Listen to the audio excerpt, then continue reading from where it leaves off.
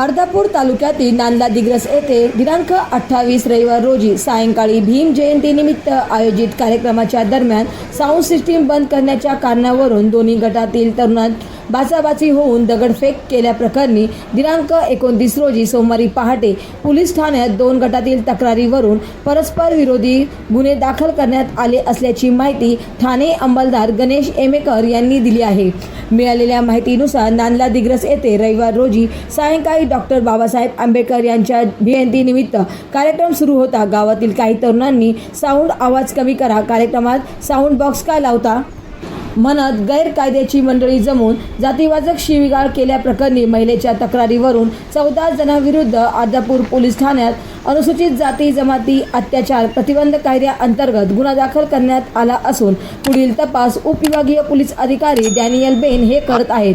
तसेच दुसऱ्या गटातील दिलेल्या फिर्यादीवरून कार्यक्रम सुरू असताना साऊंड सिस्टीम बंद करण्याच्या कारणावरून गैरकायद्याची मंडळी जमून एका धार्मिक स्थळावर व घरांवर दगडफेक केल्याप्रकरणी 23 जणांविरुद्ध गुन्हा दाखल करण्यात आला आहे। पोलीस निरीक्षक चंद्रशेखर कदम त्यांच्या मार्गदर्शनाखाली पुढील तपास सहाय्यक पोलीस निरीक्षक दीपक मस्के हे करत आहेत।